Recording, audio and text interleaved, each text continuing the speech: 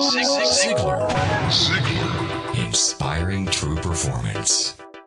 A number of years ago, Laurie Majors, my executive assistant, got a phone call from a lady in Birmingham, Alabama. At the end of the conversation, she said, Zig, she said, I believe this woman thinks she's got an impossible problem, but I believe you can solve that problem with her in just a few minutes if you will spend that time with her. I said, well, Laurie, tell her to meet me backstage. I'll get there about 10 minutes early. My schedule was such that was about all I had. Well, I got there, and I was on backstage behind the curtain on one side. She spotted me from the other side, and as she walked across the stage, I have never seen as much anger in a human being in my life as I saw in her. She almost started crying when she saw me. She said, oh, I'm just so glad to see you. I got this horrible job. I hate it. I hate everything about it. I hate everybody down there. I mean, you talking about negative nails, she was it. She said, can you help me? Now, understand, I've only got about 10 minutes. So I looked at her, and one thing I have learned, I don't do counseling, but I talk with a lot of people who do, in psychology, psychiatry, and the ministry. And they tell me that everybody who comes to you with a problem are not necessarily looking for a solution. I couldn't understand that for a long time. Why do they bring you a problem if they don't want to solve it?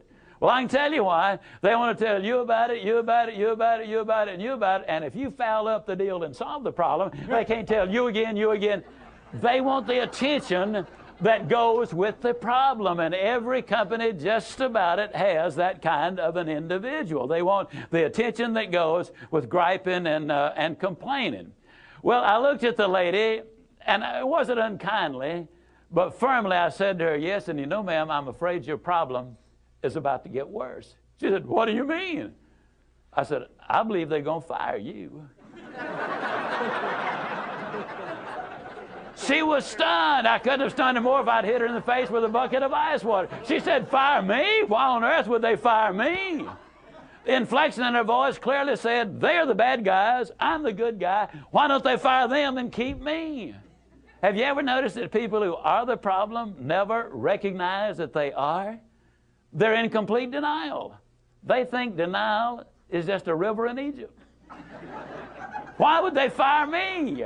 I said, ma'am, I don't believe there's a company in America big enough to contain this much poison in one small spot. Have you ever noticed that when somebody is about to lose something they've been complaining about, whether it's a car, a home, a mate, a job, or whatever, when all of a sudden it appears they're going to lose them, it takes on brand new value. She looked at me and said, well, what can I do? I said, do you really want to know? She said, yes, I do. That's the reason I came to see you. I came looking for help, but you sure haven't been any help so far. I said, well, ma'am, I've got an idea, and I will absolutely guarantee you it positively, definitely, absolutely will work if you will just do it. She said, I'll try anything within reason. I said, okay, when you get home tonight, all of your household tasks are complete. It's bedtime. Get off in a room right by yourself. Get a sheet of paper out, and at the top of it, write, I like my job because. She interrupted me. She said, that'll be easy. I don't like nothing about that job. Don't like nothing about those people down there. And I said, well, just as a matter of curiosity, do you work there for benevolent reasons, or do they pay you for working there? She said, well, I got to confess, they pay me. And I said, and you don't like to be paid? Oh, she said, yes, I do. I said, okay, tell you what you do. Open your notebook right now. We'll start our list of the things you like about your job. They pay you for working there, and you do like it, don't you? She said, absolutely. But she just stood there. I said, no, open your notebook now, and we'll get busy on the list. She just stood there. I said, ma'am, let me tell you what my experience in life has been. I've discovered that in 100% of the cases, no exceptions, people who won't take step number one never take step number two. You see, she had come to me with an impossible dream. Her dream was that nice Mr. Ziglar was going to solve all of her problems, and she would live happily ever after. Well, folks, I got news for you. I can't solve her problems. I can't solve your problems. But I will give you some steps that I'll absolutely, definitely, and positively will work for you, as it worked eventually for her. I said, well, ma'am, let me tell you something. Unless you're willing to take step number one right now, it's been nice talking with you. She angrily opened her notebook. Before we got through, there were 22 things she liked about her job. Not only did they pay her for working there, they paid her above average. She had 3 weeks vacation with pay. She had a retirement program. She was in on profit sharing. She had health insurance, life insurance, and accident insurance. She lived less than 10 minutes from home. She was in on management decisions. The company sent her to 3 seminars a year to be paid for. She had her own private office and parking place. 22 things that she liked about her job. Now I said, ma'am, when you get home tonight, everything is finished. Get off in a room right by yourself. Close the doors. Change one word from I like my job to I love my job. Get in front of that mirror. And folks, I cannot say this strongly enough, but I'm going to try. The eyes are the windows of the soul. Look yourself in the eye. And with excitement and enthusiasm, say, I love my job because they pay me for working there. I love my job because they pay me above average for working there. I love my job because they have a wonderful insurance program. I love my job before every one of the statements. You will sleep better that night. You see, there's something hidden in what I'm saying to you now. When she says, I like my job, she's really saying, I'm grateful for my job.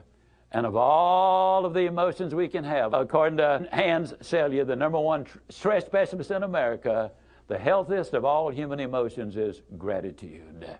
I said, you go down that list. I like my job. I love my job, rather. That is a way of gratitude. You'll sleep better the first night. Tomorrow morning, when you get up, get back in front of the mirror just before you go to work. Get back in front of the mirror and repeat the process again with excitement and enthusiasm. I love my job because, and take the list with you. Because the reality is, you see, you will have started to change from a fault finder to a good finder. Some people do really find fault like there's a reward for it. They really do. Take the list with you, and you will be able to add to that list, absolutely guaranteed. Do this every morning and every night, and you will have an astonishing recovery from this advanced case of stinking thinking. Now, I didn't say that to her, but I'm saying it to you. That's what it was. It was an advanced case of stinking thinking. Well, 6 weeks later, I was back in Birmingham, Alabama. I was doing a follow-up sales seminar. Now, the lady was not in sales, but she had been listening to my tapes. She had been listening to Automobile University, and she had discovered that everybody sells. Everybody who will ever hear this is in selling. Whether you're a school teacher, a civil service worker, a military personnel, an executive secretary, it doesn't make any difference. What you do, you sell every day of your life. There she was at the sales seminar, seated on the front row, grinning so wide she could have eaten a banana sideways. I'm telling you, you're talking about somebody that was excited. She was turned on. I said, well, how you done? She grinned even more broadly and said, Mr. Ziglar, I'm doing wonderfully well. And thank you for asking. She said, you cannot believe how much those people down there have changed.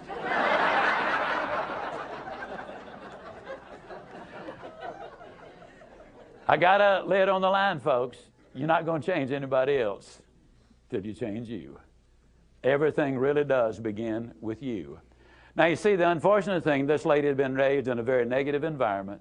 First, her parents had told her that she'd never amount to anything.